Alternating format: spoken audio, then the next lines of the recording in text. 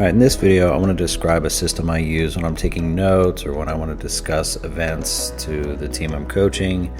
I use it for a lot of different things, but it's an 18 zone system where you draw zones equally across the field, diagonally and horizontally, until you have 18 zones, 9 in the half where the goal you're defending is, and 9 in the half where the goal you're attacking is.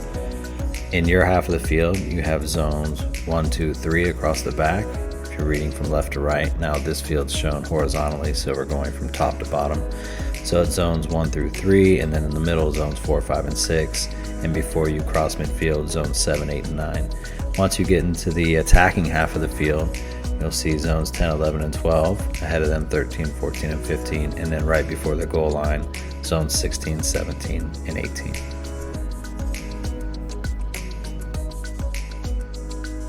Here you'll see the French women's team in the 2019 Women's World Cup.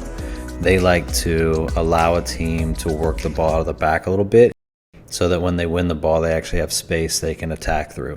If they were pressing really high and they won the ball, the Korean team would still have a lot of numbers behind the ball. So they like to tempt you to come out a little bit and then attack through that space. So you can see they're deeper in zone 13, 14, and 15. But as soon as they get into what is zone 15 for the French team, then they're really going to start to press. Some teams will also use what they call a sideline press, and they'll use that sideline as an extra defender to limit the space their opponent can go through. In this photograph, you can see the Japanese team in blue playing the Netherlands, in orange obviously. You can see the Japanese team is playing in a very similar way. They're going to allow the Dutch team to come forward a little bit, and they'll press them in those zones 13, 14, and 15, in particular closer to the lines at 10, 11, and 12, at the zones at 10, 11, and 12. Now, they did stray from that a number of times. The Japanese team will look for cues to press, and they'll hunt in packs, is a really common term that people will say right now. But they'll find these little areas where they can commit numbers and pounce on it. This was after a Dutch throw-in, and the Japanese player you can see here is pressing so that the Dutch player can't go backward because she would go out over her own goal line and out for a corner. She can't go toward the sideline. There's another opponent there, and the sideline limits her space, and she doesn't want to go centrally and go in front of her own goal. So this is a good time to press, and you can see the Japanese players committing to that press. They also every once in a while would press when the ball was played back to the Dutch goalkeeper.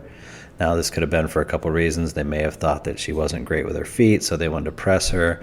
You can see in this situation in the 25th minute they're losing, so they maybe didn't want to allow the Dutch team to keep the ball too long, and once they were keeping it a little bit longer, maybe they went ahead and pressed. This is a photograph of Tottenham. Tottenham is in white, and they're on the left side of the field, and they're playing against Everton. Everton, the player you can see, I put a larger ball there for you to see. The Everton center back has the ball in zone 14, and you can see Tottenham is allowing him to play it through there. Tottenham wasn't really pressing a team until they got to midfield. Now, they would go ahead and keep someone from hitting a long ball because you can see the Tottenham back line is very high. There's only about 25 yards between their striker and their back line. So you could see every once in a while if they had to prevent Everton from playing a long ball, they would go ahead and compromise their shape a little bit. But for the most part, they weren't really pressing until Everton came across midfield.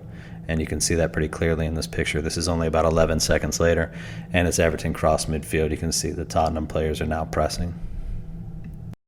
This is another example of how I might use those zones. You can see West Bromwich Albion against Chelsea here from a few years back.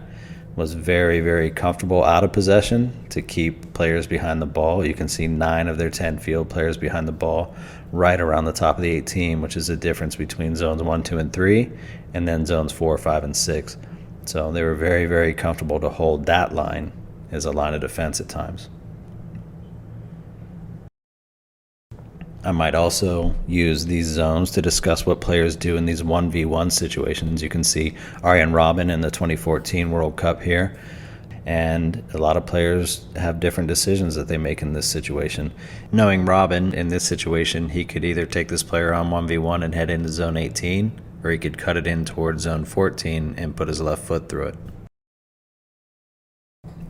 You can see Dani Alves for Barcelona in a very similar situation on that line between zone 15 and zone 18. It's not uncommon for Barcelona to cut the ball backward here and play through zone 14, go backwards, or even cut it in and then swing a ball in towards the penalty spot or towards the far post. You can see up at the top of the screen here, this is Ashley Young, who was the left back for Manchester United for a number of years. He had a ton of pace, and when he found himself in these 1v1 situations, this is the same situation but on the other side of the field. So this is between zone 13 and 16, and there's a lot of space behind the player that's marking him. So he's not going to cut it inside and go towards zone 14. He's going to use that space behind the defender, go into zone 16, get toward the goal line, and play the ball across the face of the goal, which is actually what he did and leveled the game. Like I said, there are a lot of ways I use this 18-zone system. I use it to describe events for players, and I also use it to describe moments in games for myself in my notes so that I can look back at it a few days later and remember exactly how things went down. So I hope this was helpful.